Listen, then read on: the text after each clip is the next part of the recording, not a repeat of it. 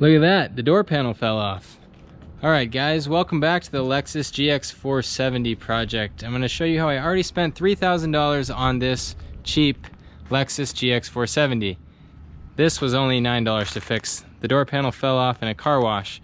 But let's go inside here. So the first thing that I fixed was this gas gauge here. I put in a new stepper motor. This is my broken fuel gauge.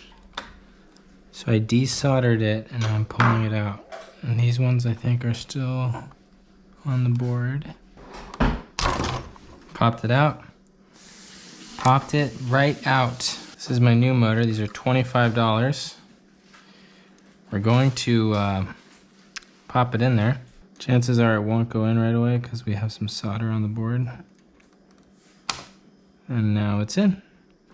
All the pins are in. Now we just have to solder it with our Chinese leaded solder. That's lead that I'm breathing in. Those are beautiful little solder boys. I don't know if you guys can see how beautiful this is, but I'm very pleased. Let's go ahead and put it back together and see if it works. I fixed the this motor here, the gas gauge. Okay. So now I'm putting it back together. But we're gonna put the needles on.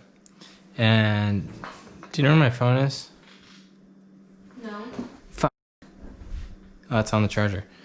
So with these, I take a picture to reference. Let me make sure the camera's down and filming my gauge cluster. Yes, it is. For these, I take a picture to reference where the needles were. See this, guys? And then I'll show you how I set the needles on the gauge clusters. This is the same for all of these stepper motors, but you push it onto this pin here and you'll notice that the motor is fluid until it gets to a certain point right there.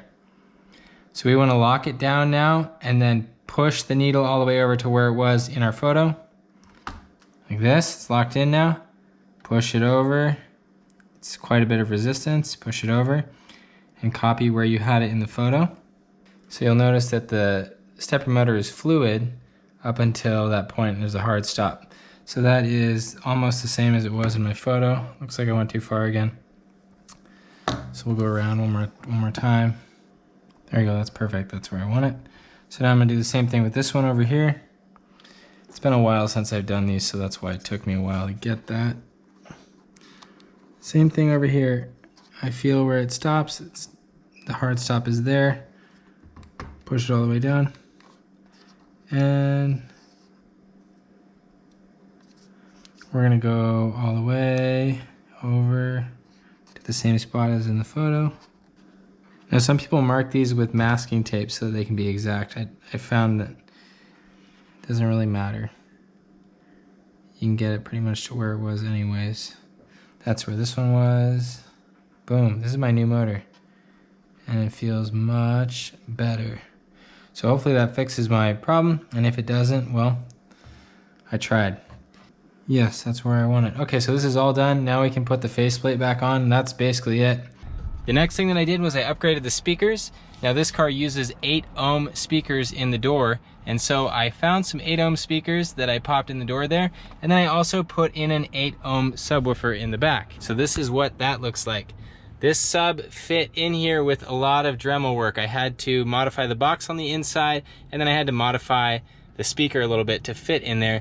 And this is a dual 4-ohm subwoofer, so dual voice coil. And I wired it in series. You can see from the positive over here to the negative, I have a wire, and then the factory speaker wires are coming in here and here. So that's wired in series for 8 ohms.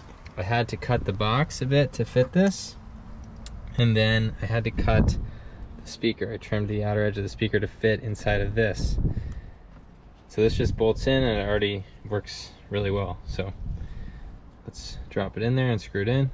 And this is sealed with a rubber ring so that it would fit in the box. This was only $60 and the speakers up front were only $20 a piece. So that's a small portion of the $3,000 that I spent on this car. The other money was spent on off-road things, and those things are the rock sliders, a winch mount for the front, and a winch. And both of those items combined, the winch and the sliders, account for about $2,000 of the $3,000 that I've already put into this car. Now this build started with a suspension that had just been done, the timing belt, and the wheels, so that saved me some time and money. But the good news with all of this is that, oh, we got some people speeding through the neighborhood. The good news with all this is that there will be a lot of how-to videos. When I was taking apart the gauge cluster and taking apart the stereo, I recorded the how-to videos. Right now I'm gonna go ahead and put this door panel back on. This is an old car, almost 20 years old, and these clips go bad and the door panel falls off. So you can buy new clips for about $10 online.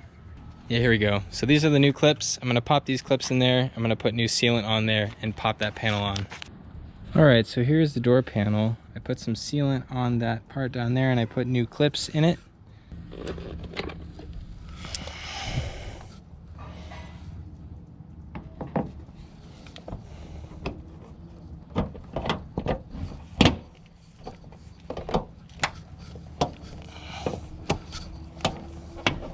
The clip down in here is old, so it's not sticking in. That's kind of annoying, but I didn't get new gray clips, so that will be the problem. So this package only came with pink and blue, not a gray one. That's why that one's not going in. But all the other ones are holding.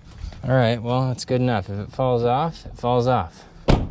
Next up, we have the winch and the sliders, which are not here yet because we have a 12-week delay on those guys. They have to fabricate them and send them over, but we do have our winch right here. It has arrived. We don't have the mounting plate for it, but we are going to unbox this right now, and Larry is going to help me. Larry's going to open the box for me. There you go, good boy.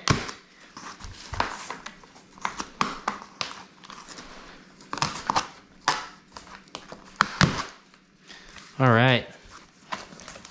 Okay, Larry, let's slide this off. Oops.